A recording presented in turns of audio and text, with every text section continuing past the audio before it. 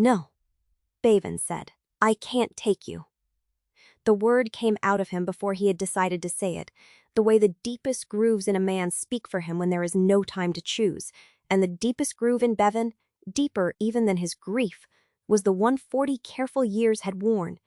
Keep your head down, keep your license clean. Do not row strangers into the dock for the Margrave's men to find you doing it. He heard himself say it, and he hated it, and he said the rest anyway. The fog's too thick. I'd put us both on the rocks, and the marshal's men are already here. Look, you can't be found at my jetty. You have to.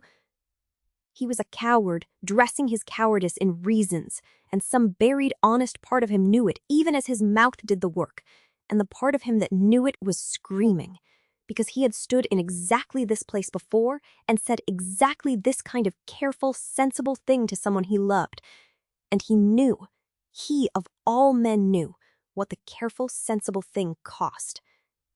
Marin's face, when she understood he meant it, did something he would see for the rest of his life. The hope went out of it the way a lamp goes out, all at once, leaving the dark. She did not argue. That was the worst of it.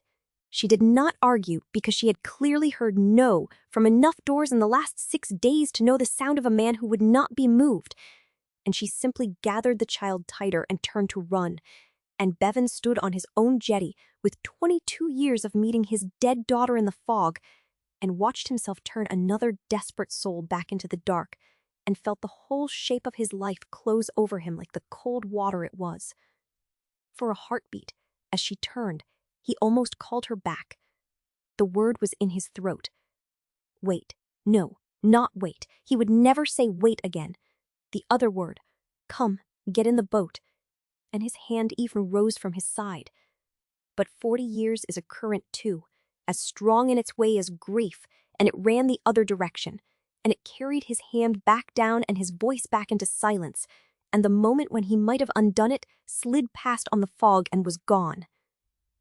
He had built his whole life as a wall against exactly this, against the night someone came running and the law and his own safety stood on one side and a stranger's life on the other, and the wall held. That was the horror of it.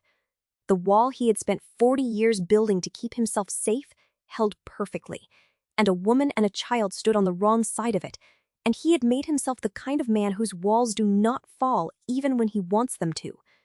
He thought of Era, because how could he not? He had told her to wait so that she would not have to row her across in the dark like a smuggler, so that he would not risk his boat and his license and his careful, clean name. And he had kept all of those things, every one, and lost her, and learned that a man who saves his license at the price of his child has made a bargain no license is worth. He had sworn, in the 22 years of meeting her sorrowing face in the white, that he had learned it. And here was the straight asking him with cruel exactness whether 22 years of grief had taught him anything at all, or had only worn him a deeper groove in the same cowardly stone. And the terrible answer so far was the groove.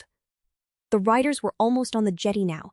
He could see the smear of their torches swelling in the fog at the head of the lane, hear the blow of the horses.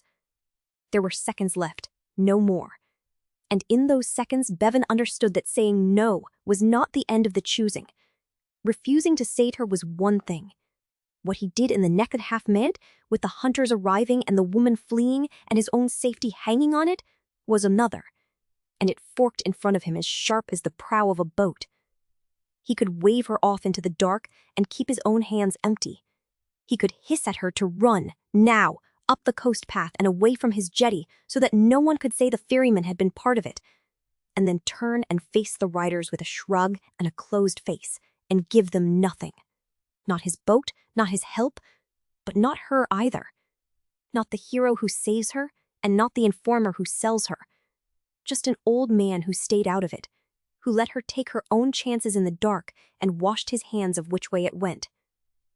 To refuse her, and refuse them both, and keep at least the cold comfort of not having been the one who handed her over. Or he could keep her there and let them take her. It was the safest thing, and he felt the ugly pull of it. A fleeing woman who runs up the coast from his jetty might be traced back to him, might be caught and made to say the ferryman saw which way she went, might cost him the very quiet he was selling her out to keep. Whereas a woman kept talking at the jetty another 20 seconds, delayed by an old man's questions, was a woman the riders would simply find here, taken cleanly, with the ferryman visibly unhelpful and safe and clean. A loyal old fool who had held the fugitive in place until the Margrave's men arrived. To buy his own safety outright with her capture, and not even have to lift a hand to do it, only to fail for 20 more seconds to lift one.